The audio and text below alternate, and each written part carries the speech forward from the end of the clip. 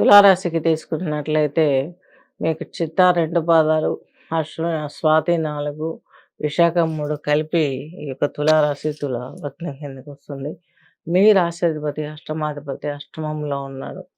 సకల సౌభాగ్యాలుంటాయి. అన్ని కళల యందు ప్రోత్సాహకరంగా ఉంటారు. మీకు ఏదో ఒక కళ పైన ఇంట్రెస్ట్ ఉంటుంది. దాన్ని రూపుదిద్దించి సొసైటీలోకి తీసుకెళ్ళి పేరు ప్రఖ్యాతులుగా పొందే అవకాశం కూడా ఖచ్చితంగా సూచిస్తుంది. మీ వృత్తిలో మీకు రాణింపు ఉంటుంది.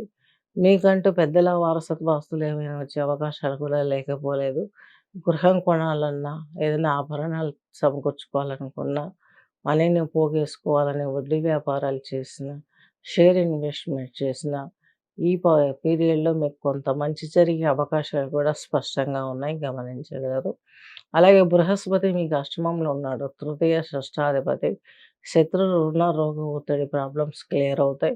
నెమ్మదిగా మీ జీవితాన్ని సుఖముఖం చేసుకోగలుగుతారు. స చక్కని సంతానం ఉంటుంది. చక్కని జీవితం ఉంటుంది. మాతృ సౌలభ్యం కూడా మీరు పొందే అవకాశం ఉంటుంది. తులారాశి వాళ్ళు, తులాలగ్నం వారు. అలాగే మీకు కావాల్సినవన్నీ సమకూర్చుకోవటానికి ఎంతో శ్రమ పడతారు. చక్కని జీవితాన్ని పొందడానికి మీరు చేసిన ప్లాన్స్ అన్నీ సక్సెస్ అవుతాయి. మీకంటూ ఈ యొక్క ఐదో ఇంట్లో ఉన్నటువంటి శని భగవంతుడు మధ్య మధ్యలో చిన్న చిన్న మనస్పర్ధలు, గొడవలు ఇలాంటివి రావడానికి కొంత తావుంది. అలాగే మీకు తులారాశి వారికి వ్యయంలో కేతువు మోక్ష చింతన, అమ్మవారి దీక్షలు, అలాగే పూజలు, పునస్కారాలలో మీరు పాల్గొనడానికి ఎంతో తోడ్పడతారు. శని భగవంతుని గురించి ముందే చెప్పుకున్నాం.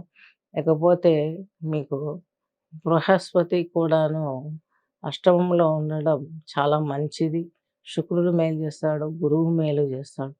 గురువు ఏ విధంగా చేస్తాడు మేలు? అష్టమం గురువుడు యోగించడు గోచారం ప్రకారం. కానీ ఈ యొక్క 6, 8, 12 ఈ వీళ్ళు ఒకరి ఇంట్లో వారు ఒకరి ఇంట్లో ఉంటే ఖచ్చితంగా వాళ్ళు మేలు చేసి తీరుతారు. ఆ సిద్ధాంతం ప్రకారం తీసుకుంటే మీకు గురువు సిబ్లింగ్స్‌తో ఉన్న ప్రాబ్లమ్స్ క్లియర్ చేయటము, శత్రువులు, రుణరోగ బాధలు తొలగిపోవడం, ఇవన్నీ జరిగే అవకాశాలు స్పష్టంగా గోచరిస్తున్నాయి. ఇకపోతే మీరు ఆచరించవలసినటువంటి మంత్రాలు తీసుకున్నట్లయితే తులారాశి వాళ్ళు చిత్తా నక్షత్రం వాళ్ళు ధనిష్ట, స్వాతి వాళ్ళు చిన్నమస్త, అలాగే విశాఖ వాళ్ళు తార అమ్మవారి స్తోత్రాలను వినండి డే టైం. నైట్ టైమ్స్ ఎలాంటివి చేయకండి. అలాగే ఎలాంటి విగ్రహాలు పెట్టకండి, ఫోటోలు పెట్టకండి.